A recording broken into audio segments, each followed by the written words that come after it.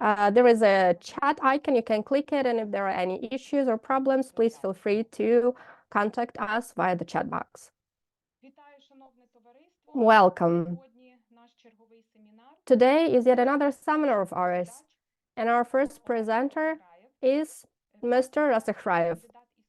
Oleh has PhD in history. He also is associate professor of the World History department at Lesieux Ukraine National University. The scope of his core interest is history of Ukraine and Poland in the 20th century, Polish-Ukrainian relationship, the law systems of Poland and Western Halachina during the interwar period. And today he will tell us about the dilemmas of social and legal life and how the criminal investigation system functioned during the aforementioned centuries. Welcome, dear participants. Welcome to the seminar. It is a pleasure to see all of you here today. It is a pleasure that you have all gathered here today with us, that you have found the time, and that you're willing to listen to my presentation. I'm going to share my screen, and after you can see my presentation, we're going to get started. You can see my presentation, right? Everything is fine. Yes, we can see it. Okay. Okay. Friends, we're limited in time, and almost 10 minutes already have passed, so I will try to present everything within 25 to 30 minutes and leave more time for the discussion, because I hope that there will be multiple questions addressed to me and maybe some comments too. As Svetlana already said, I study new history of Ukraine and Poland, and I focus on the past of Volhynia and Halachina. And I'm especially interested in law enforcement system, penitentiary system. Last year, I also defended my thesis that was dedicated to the development of the penitentiary system in Volhynia and Halachina. Basically, during the period when they formed part of Poland, 1918 till 1939. Also last year, I published a paper dedicated to that, and here you can see that the book also was published that is dedicated to the penitentiary system in Volhynia and Halachina in 1918-1938, World Behind the Bars. So here we're talking about Poland, one of the largest countries of the Eastern Europe during the interwar period, but also about the penitentiary system in Volhynia and Halachina specifically. I'd like to briefly explain what penitentiary system is and what we will be talking about today. So penitentiary system is the system that basically covers prisons, as well as those people who are employed, the administration, observers, and also combined inmates, prisons, people who work there, and prisoners. So these are three components that make up the penitentiary system. And my today's presentation will be dedicated to one of the components, and this component is inmates, the prisoners, and we will be using it to designate the person that was imprisoned behind the bars. They could be serving their sentence there or stay there during the investigation. In my presentation, we will not be covering all of the inmates and all of the prisoners, but only those who we can call political prisoners. So today we will talk about political imprisonment in interwar Poland, dilemmas of legal and social life. First and foremost, I'd like to say that on November 11, 1918, World War I ended. The peace treaty was signed, and on that same day, on November 11, 1918, in Central and Eastern Europe, the Polish state was revived. The Polish state that existed without having the statehood for a long time. I'd like to remind you that Poland did not exist on the political map of Europe for over 100 years. and its lands and territories were divided between the Austro-Hungarian, Russian Empire. And this is how the Polish state looked after it revived during the interwar period. Here you can see the borders.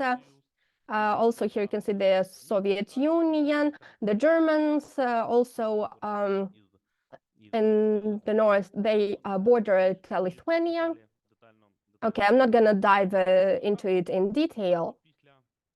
And soon after proclaiming its independence, Poland started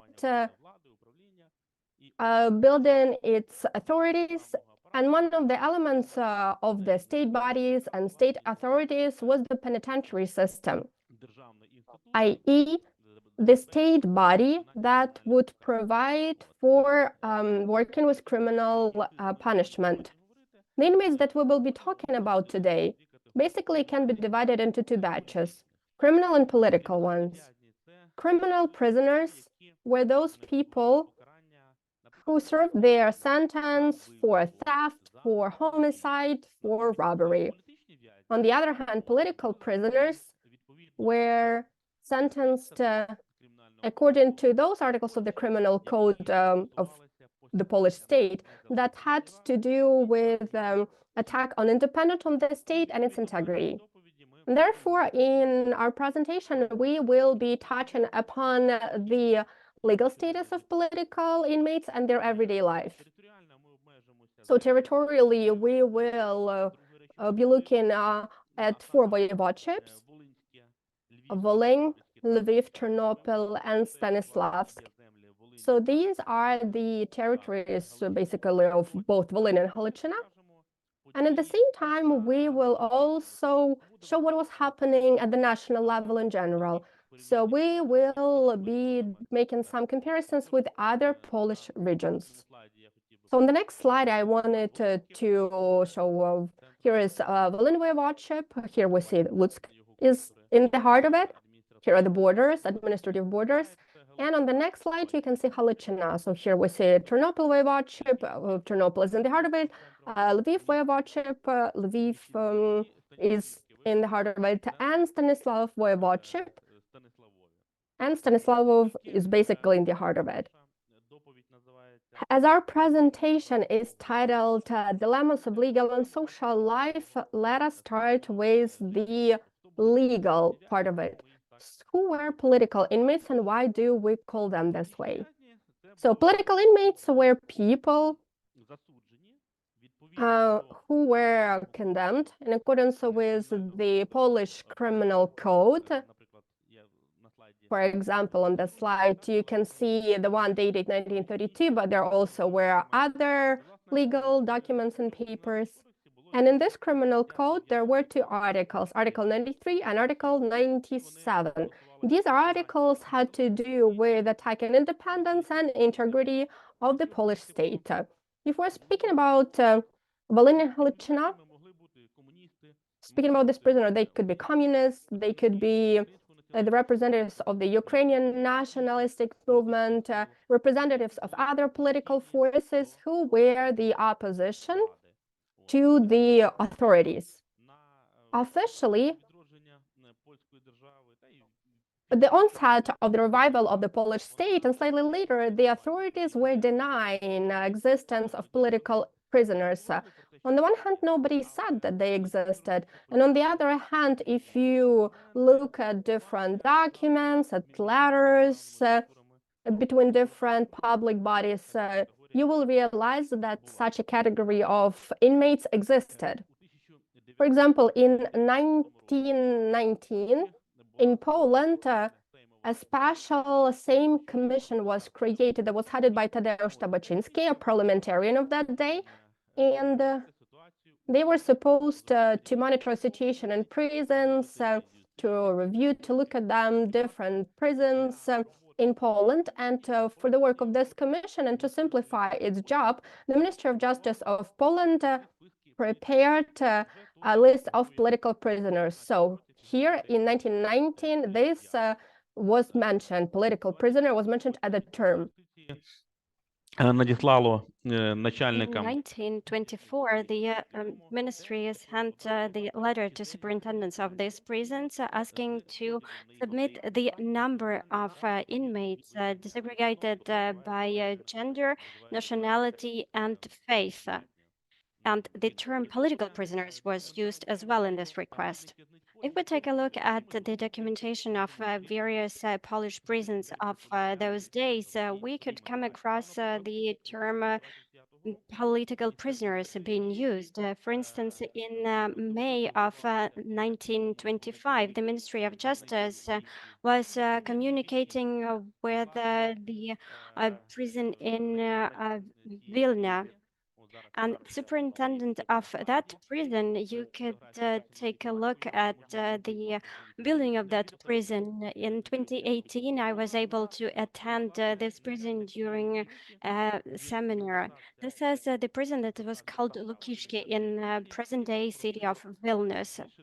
In that communication, the Ministry of Justice was asking to increase the number of administrative staff for the prisons. In that communication, it was also mentioned that there is high number of political prisoners in those prisons, therefore they required high number of guards.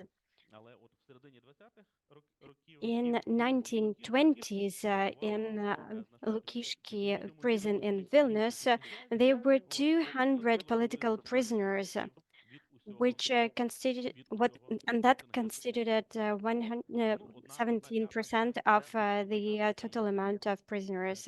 Therefore, one fifth, and that is a quite high number.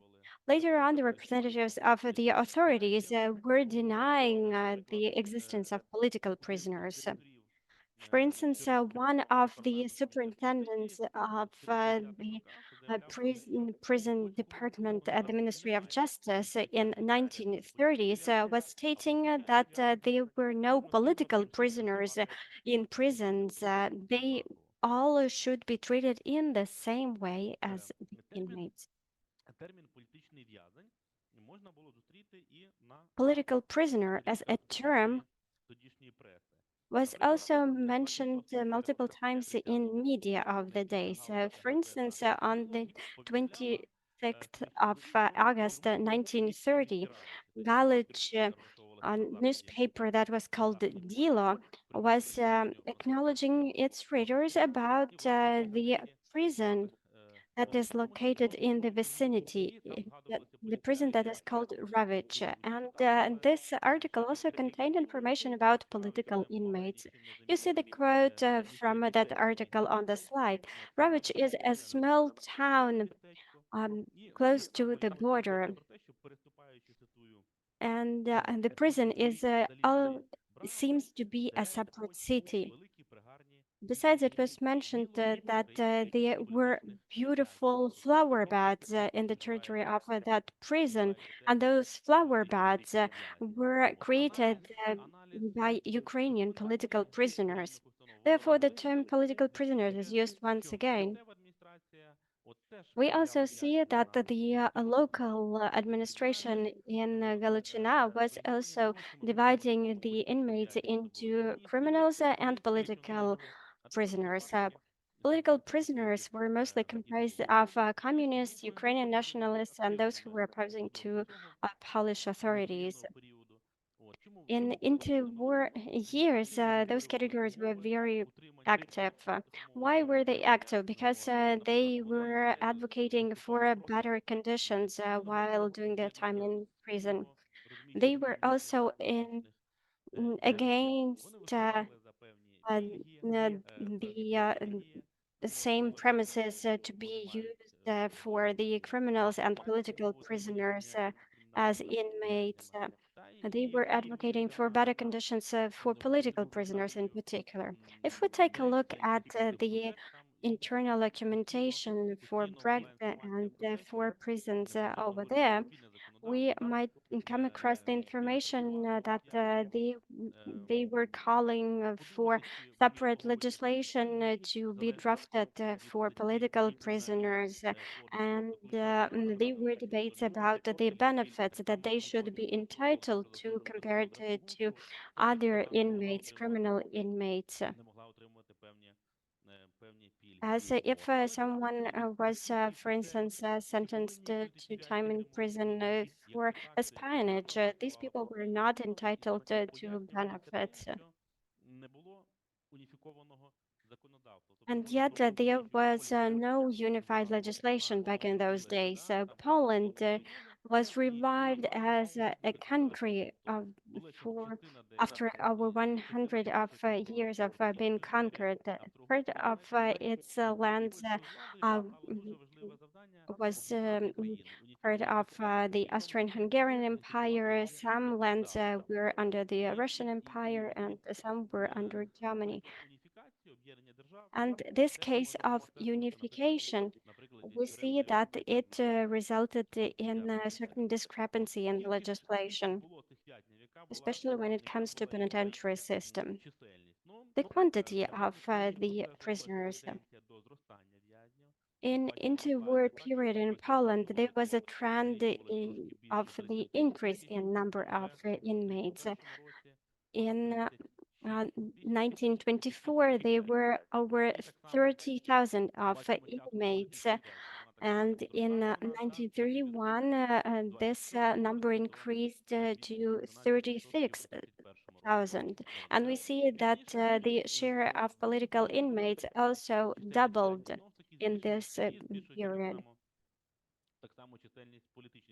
as they considered 5% in 1924 and almost 11.5% in 1935.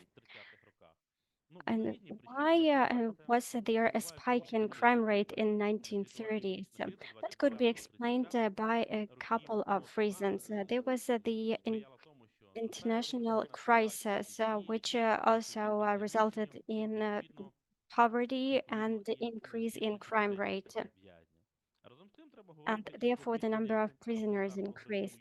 And at the same time, the authoritarian regime of Józef Pilsudski was tightening its grip, and therefore the number of political prisoners also grew up, as there were many people who were not supporting his regime, who were opposing.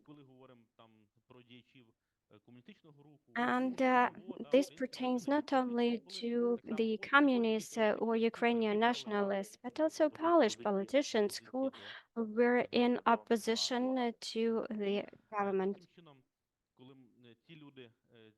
Therefore, when political prisoners were doing their time in prison, and they were leading some social life. And it is important for us to analyze what kind of social life that was. And on that note, let's switch to the second part of my presentation. In this part, I would like to draw your attention to the story of how a person could get to a prison. I would like to tell you about the meals, the healthcare services that were available in prison, works in prison, and I will say a couple of words about the religious life in prison. Speaking about the path to a prison, here I would like to quote Mykola Kudela, a political prisoner. We see his photo on the slide. Mykola Kudela was a prominent figure in Ukrainian nationalist movement of the Organization of Ukrainian Nationalists, and he spent 9 months in Lutsk prison, sorry, 9 weeks in Lutsk prison, and he um, was reminiscing about that in his memoirs, and I would like to quote that.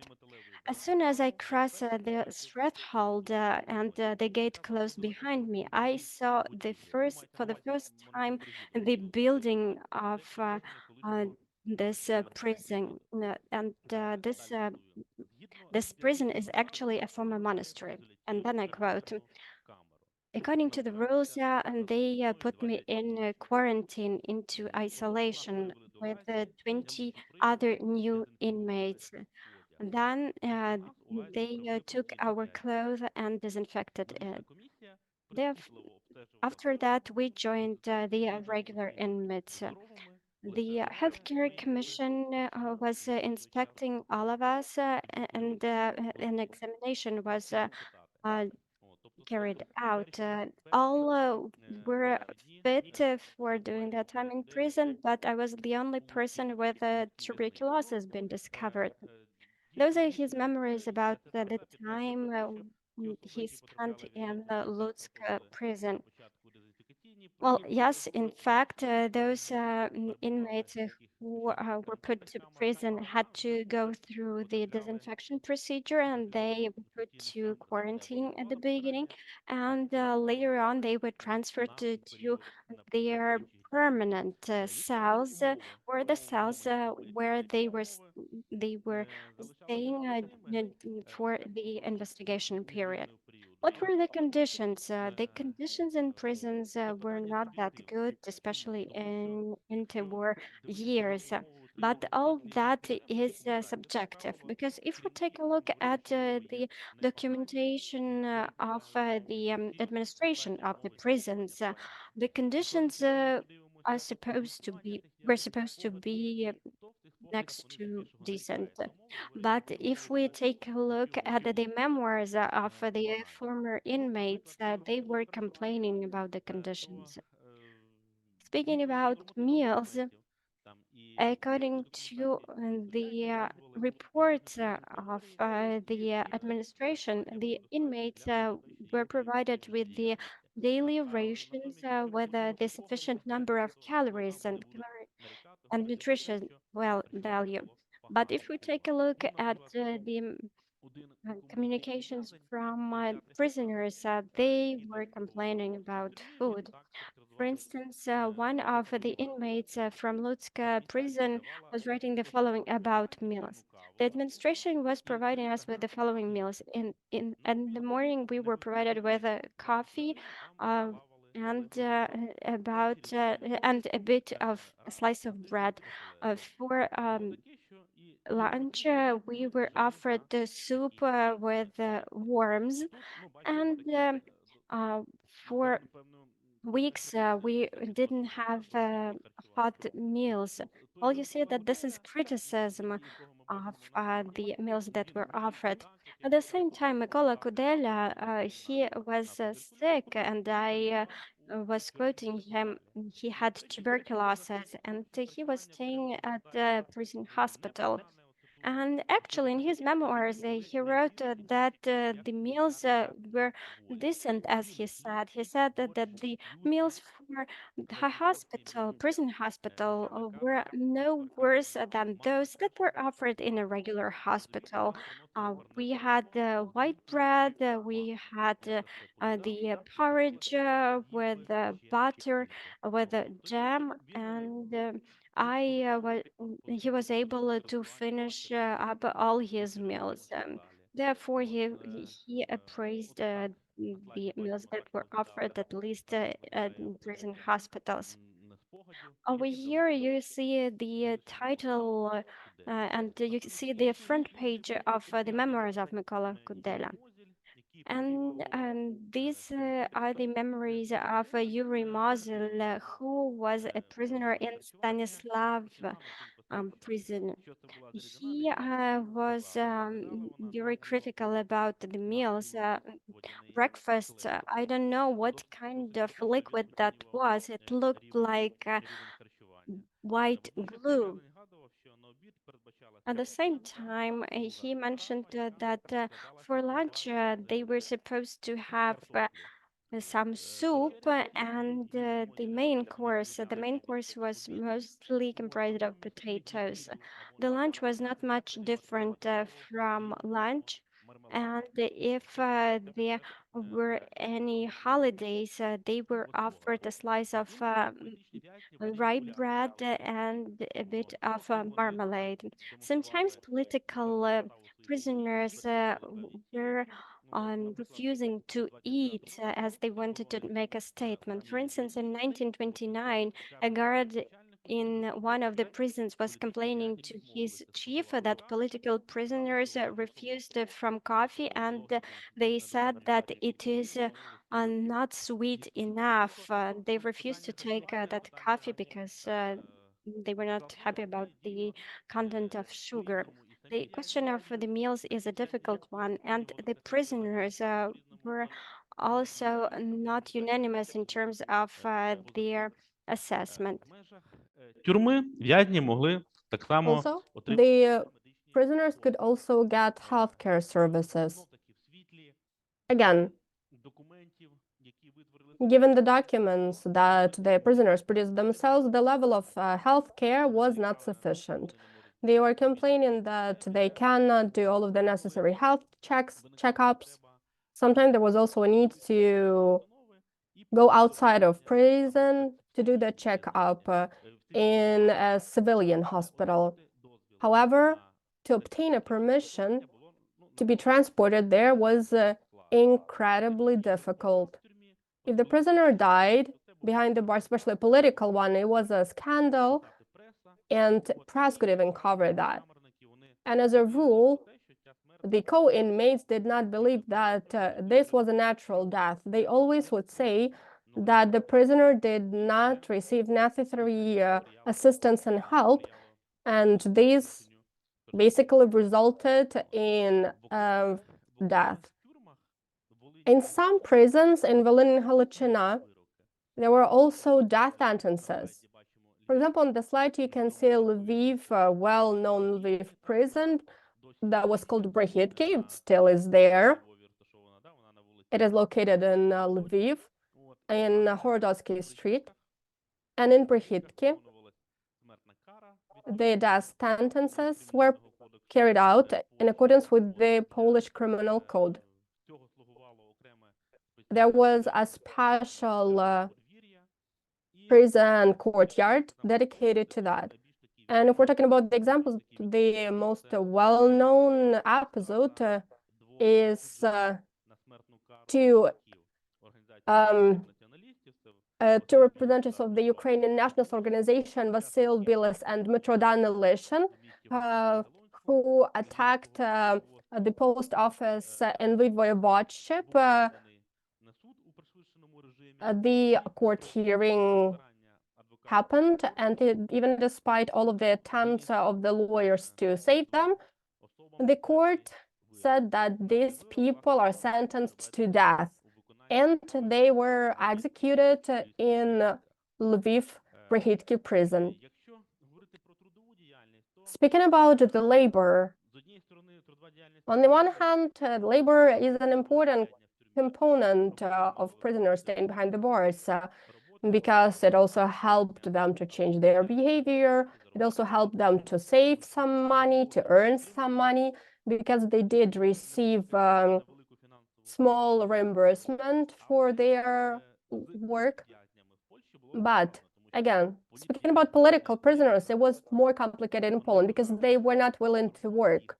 They believed that work is humbling them. They believed that the criminal prisoners were supposed to be, and they were consciousness prisoners. That's how they defined themselves. That is why, as a rule, they did not agree to work. On a slide now, we can see a large prison, Wronki, that is located in the west of Poland.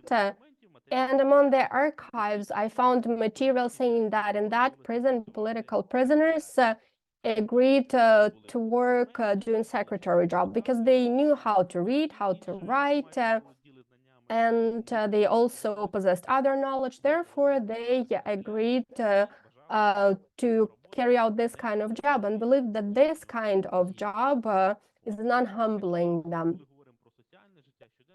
A few more words when we're talking about everyday life and social life. Let us also mention the religious life of the prisoners.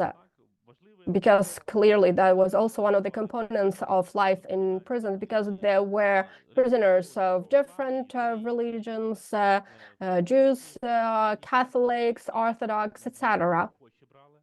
And they participated actively in various religious practices. Again, I'm not gonna now dive too deep into the details. I'll just mention a few words. But a well-known Greek Catholic chaplain of the Ukrainian political prisoners, Josip Kladoshny, you can see his picture on the slide. He was very close with Metropolitan Andrei Sheptytsky, and he had a special permission obtained from the Ministry of Justice of Poland, and he could visit prisoners in various Polish prisons. So he could visit them both in Volyn and Halychina, as well as he could go to Wronki, to Rawicz, to Warsaw, to large prisons. When in 1934 in Poland, the camp was opened in Brzezie-Kartucki, Josip Kladoshny had permission to go to Brzezie-Kartucka and also had an opportunity to communicate and talk with the inmates there. By the way, Josip Kladoshny from time to time also met with Stepan Bandera, as well as other members of the Ukrainian insurgent army.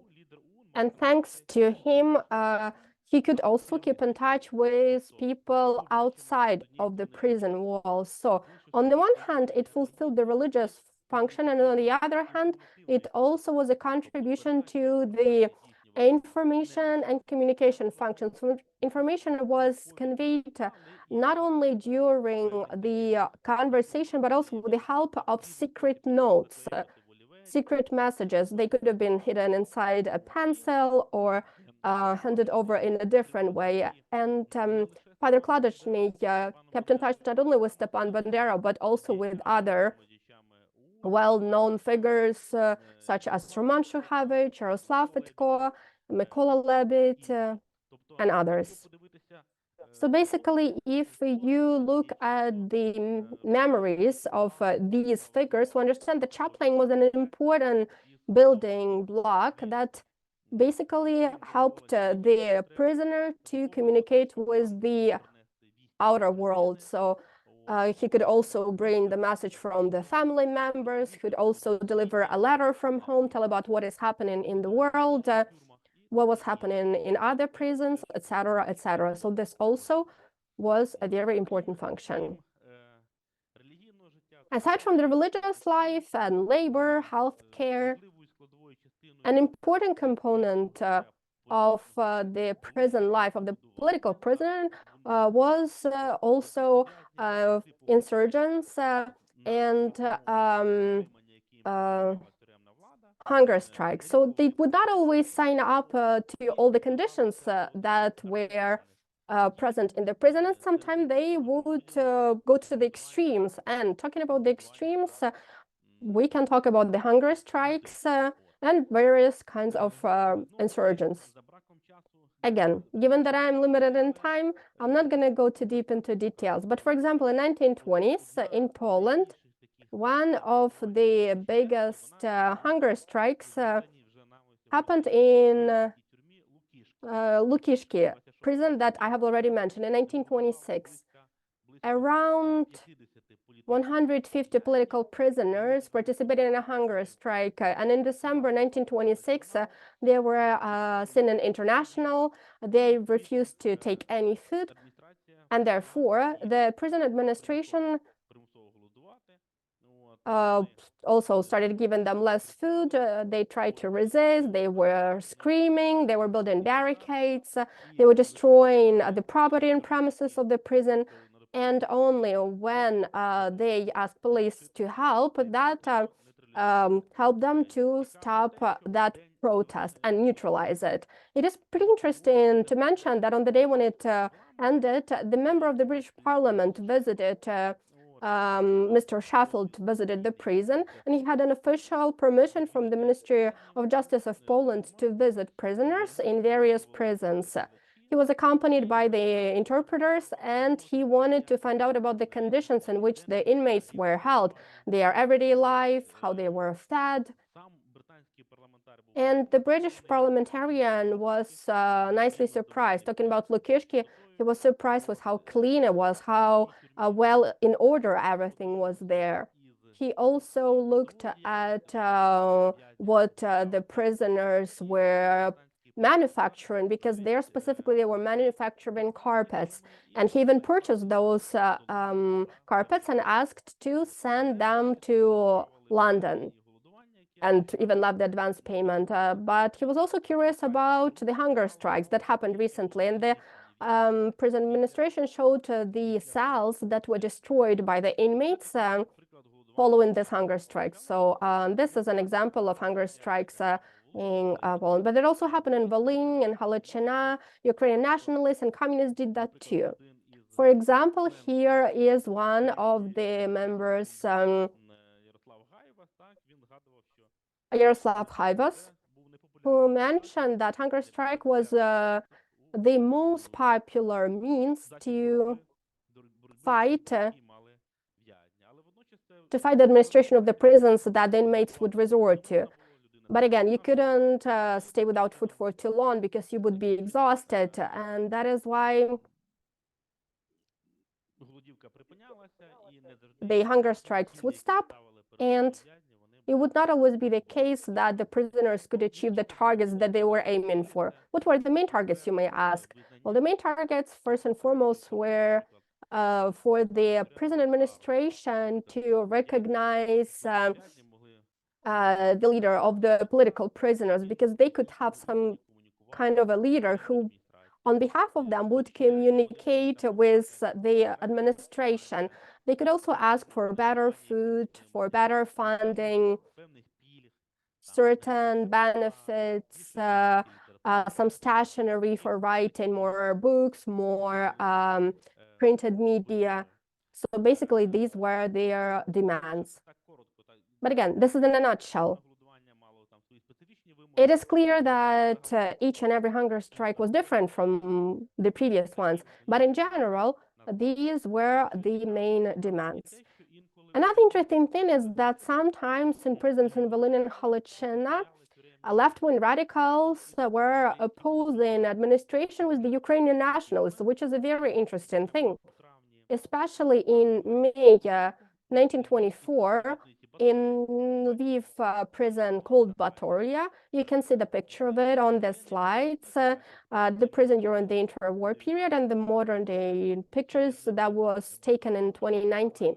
In this prison called Batoria, all political prisoners were participating in hunger strike, and they were demanding to speed up the investigative actions, wanted to liberalize the prison regime. And another interesting thing is that the communicator with the prison administration on behalf of the joint community of communists and nationalists was Andriy Melnik, one of the heads of the Ukrainian insurgent army. As a result, political prisoners managed to get part of their demands satisfied, such as staying in the cells without criminals and having necessary stationery for writing. And on the slide, we can see a picture of Andriy Melnik. Aside from hunger strikes, the prisoners also participated in various rallies and protests, and as a rule, it was a more radical form of protest, and rebellions and revolts had different reasons. Sometimes the reasons would be the same as for hunger strikes. Sometimes the revolt would result after a failed hunger strikes. When the targets were not achieved, then the prisoners would switch to revolting. On the slide, you can see Kovel prison in Volyn Voivodeship. And why did I want to show this picture to you? Because one of the biggest revolts that happened in the 30s happened specifically in Kovel prison. In 1935, 200 political prisoners participated in hunger strike there. Later on, it resulted in a revolt, and they started destroying various items on the premises of the prison. They were throwing it at the windows, breaking them. And only after the prison administration was ordered to engage in police, they managed to stop this revolt. By the way, the interesting fact is that Danilo Shmok also participated in this revolt. You can see his picture, and we know that he became the well-known person of the Ukrainian nationalist movement, who was the prisoner of the Soviet camps for years. Маю ще на завершення ще хотів би показати кілька слайдів. Тобто бачимо. And at the end of my presentation, I wanted to show you a couple of slides. We can see the photos of communists. These are political prisoners who were held in Lutsk prison in interwar period. Over here, I would like to show you the photo of communists from Drogobych prison. This is the photo of from family collection, and next to it, we can see the photo of Drogobych prison, the penitentiary facility where they were held. Over here, you can see an interesting document. When I mentioned the members of Organization of Ukrainian Nationalists who were who were held in these prisons, over here we can see the case of Stepan Bandera, who was held for the period of investigation in Stanislav prison from December from the 22nd of December till 28th till 24th of December of 1928. And over here you can see the important figures for Organization of Ukrainian Nationalists, Yaroslav Stotsko, Roman Shuhevich, and Zenon Kossak. They were held in Lviv Brigitki prison, and they were prison leaders, prison elders, and they were leading these informal communities of political prisoners in prisons that were made up of communists, Ukrainian nationalists, and Polish opposition. For instance, Yaroslav Stitsko was one of the informal leaders in Brigitki prison in Lviv. And a couple of more slides. In prisons, political prisoners sometimes were manufacturing the forbidden products. Over here, you can see the humor magazine called Kibble. That was the humor magazine that was issued in Lviv Brigitki prison. And also sometimes they were making postcards. Over here you can see handmade Christmas postcard that was drafted by the prisoners of Batoria prison. And it is worth mentioning that at the same time, there were female and male prisoners held in this prison, and they were husbands and their wives held at the same prisons. This is the postcard from the male inmates who were greeting the female political prisoners of the same prison, and they were wishing them to be released as soon as possible. You see that while being under investigation or while being held in prison, they had their own communities, and they were able to carry out certain activities. For instance, they were exchanging some communications, although illegal, and they were even manufacturing these magazines or postcards. At the end of my presentation, I would like to underscore the following.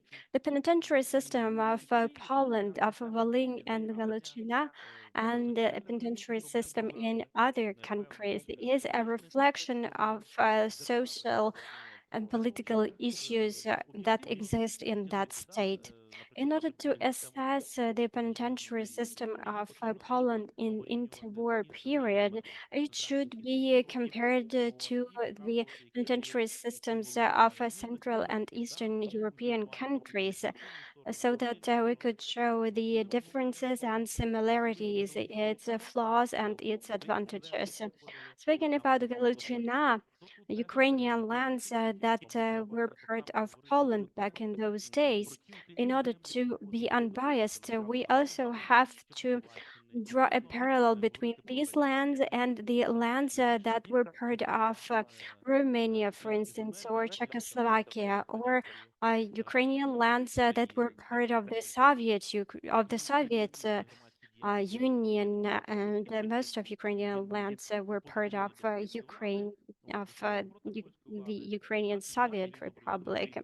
For instance, Marko Lutkevich was opposing to the government, and he left from Poland to the Soviet Union, and he was able to attend, well, he was held in prisons in both Poland and in the Soviet Union. And in his memories, he mentioned that the conditions in Polish prisons were better. This topic is important in the context of history, in the context of history of everyday life, and from the point of view of regional history. On that note, I would like to close my presentation, and I am happy to see Professor Kenny, my tutor, my mentor, and actually his publication on imprisonment in a modern world that was published in 2017 by Oxford University Press had great impact on me and my work. Having read that publication, I was trying to follow the leads that I took from that work. Thank you for your attention, and I'm open to your questions. Thank you very much, Oleh, for your presentation. That was highly instructive and very interesting. And I would like to congratulate you on defending your habilitation thesis and on your publication being published finally. Dear colleagues, please go ahead with your questions. And if possible, Oleh, could you put down the slides? Angela, please go ahead. Thank you for giving me the floor. Thank you for your presentation. I just wanted to clarify the following. Who are, do you consider to be political prisoners? Are those the convicts who were charged under the indictment of high treason? Do you think that everyone who is convicted under the indictment of high treason, are they political prisoners? In Ukraine, there is such article as well. Do you think that everyone who is tried under this article are political prisoners? Thank you for your question. Speaking about interwar Poland, we are referring to the penal code, and in the penal code, there were articles that we're referring to the encroachment on the integrity and sovereignty of the state, existence of the state. If there were the activities that were aimed at encroachment on the territorial integrity of the state, and these prisoners were considered political prisoners. At the same time, all the inmates that were convicted under the articles of the criminal code, of the penal code, were considered to be criminal prisoners. And yet they were differentiated. There was a special group of political prisoners and criminal prisoners. For instance, there were many political prisoners who were members of Organization of Ukrainian Nationalists. Why did it happen? And that could be explained by the fact that in the founding charters of the Organization of Ukrainian Nationalists, there were articles that were referring to the creation of independent Ukraine. And in accordance with the Polish penal code, it is actually the encroachment on the territorial integrity of Poland.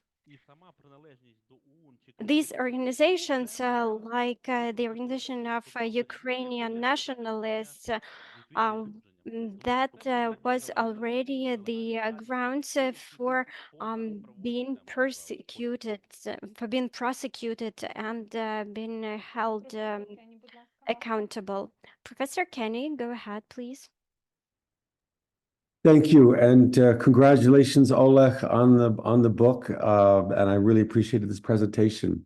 I wanted to ask you about the perception of political prisoners by the regime, because presumably not all political prisoners have the same meaning or seem equally political. For example, if we contrast communists and Ukrainian activists, for example, in Bereza-Kartuska or in any prison where they both are housed, I wonder if you see a sense of the regime thinking of these prisoners as being somehow different in their political qualities and therefore receiving different treatment. Then I'll just add that if we then think about Ukrainian communists, that's another category as well. And I wonder if they're seen more as Ukrainian in their politicalness or more as communist and receive treatment according to one of those groups or the other. Thank you.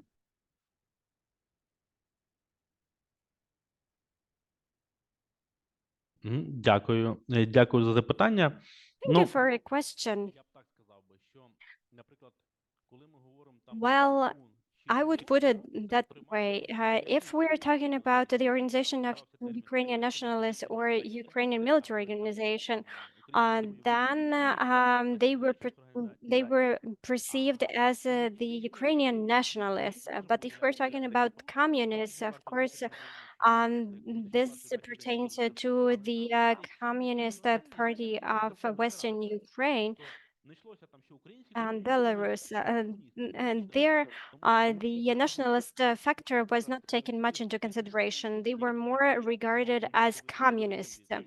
At least for the documents that I had access to in Lutsk prison and Lviv Brigitki prison, the lineup was mixed. They were Ukrainians, they were Poles, they were Jews, and there was no Ukrainian communist movement. They were from different nationalities. But if we're talking about Ukrainian nationalists, there we see clearly that it is all about the nationalist movement.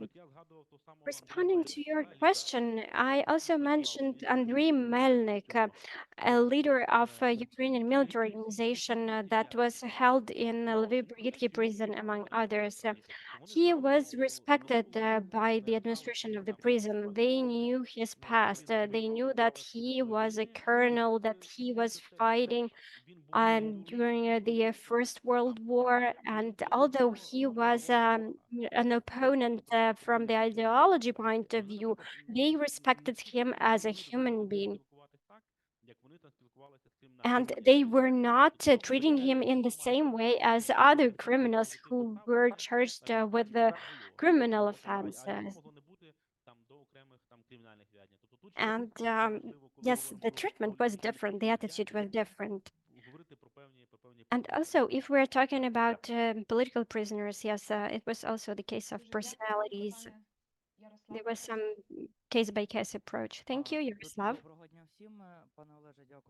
Good afternoon, everyone. Oleh, thank you very much for this fascinating presentation. And thank you for outlining the prospects for future researchers, drawing the parallel with other countries. I have a quick question. Was there a project for special prisons for political prisoners? And another quick question. Well, from your response to Professor Kenya, I understood that you already see some prospects for further research, and you already have materials to look deeper into abuse potential or some special treatment for Ukrainian political prisoners. Thank you. Thank you for your question. Well, briefly, there was no special prison for political prisoners in Poland. And yet, in 1930s, in Poland, there was the prison penitentiary system reform held, and there was new classification applied. There were special prisons created for people with mental illnesses. Female inmate prisons were also established. Besides, there were, for instance, the agricultural prisoners, the prisons for inmates from rural areas, those who were not punished for some criminal offenses. And within this penitentiary system, they were able to continue agricultural practices. They were called the labor prisons, the labor penitentiary facilities. Вони були розпорошені по різних Political prisoners, they were dispersed in different prisons. Bronki and others large prisons in central and western Poland. There was also Crest, the Sacred Cross prison that had harsher conditions, and this is where political prisoners were also imprisoned. And speaking about individual prisons, of course, many are thinking about Breza Kartutska, the camp that was established for the political prisoners. But Breza Kartutska is not precisely a prison. Breza Kartutska was outside of the penitentiary system. Why, you may ask? Because for a person to end up in prison, and they had to go through court. There had to be a legal procedure. You know, the person is arrested, then the court has the ruling, and the person serves their sentence in the prison. And these people would go to prison. And in Breza Kartutska, people were in prison without the court ruling. So that's the fun fact. They were there because the representatives of the state administration decided. For example, when the authority is persecuting opposition or a certain oppositioner, and they do not have the facts or arguments to prove that they can be imprisoned in accordance to the court ruling, then they were using Breza Kartutska. For example, the representative of the state administration believed that a certain person is not a reliable one, and they can harm the state interest. Therefore, they would contact this prison in Breza Kartutska, so it was outside of the legal field. But later on in Breza Kartutska, the criminals also would start serving their sentences. Not a large percentage, but again, there were both political prisoners as well as a small number of criminal prisoners. But Breza Kartutska is mostly associated with the political prisoners. But in general, this is a very interesting topic, very interesting for Ukraine, in my opinion. Why, you may ask?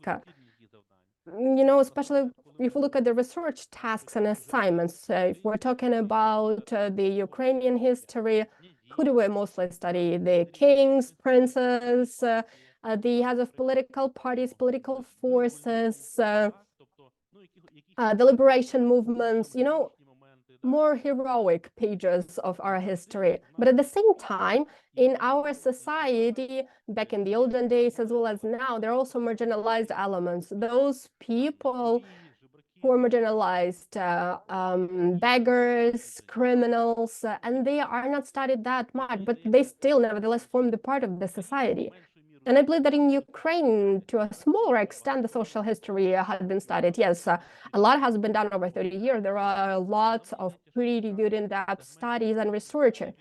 But I think that the social history component was not studied in depth as much as the history of society. And I think that this is also very important. And prisoners as a component of the society, marginalized groups of society also matter.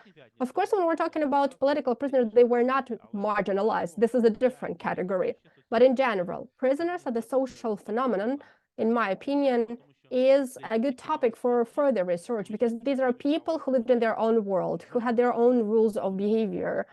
And within their prisons, they created their own micro environment where they had a leader of this community, they had their unofficial rules. And I think that it is also very interesting. Thank you. Thank you so much, Oleh. Colleagues, are there any more questions? Angela, go ahead. But please be quick.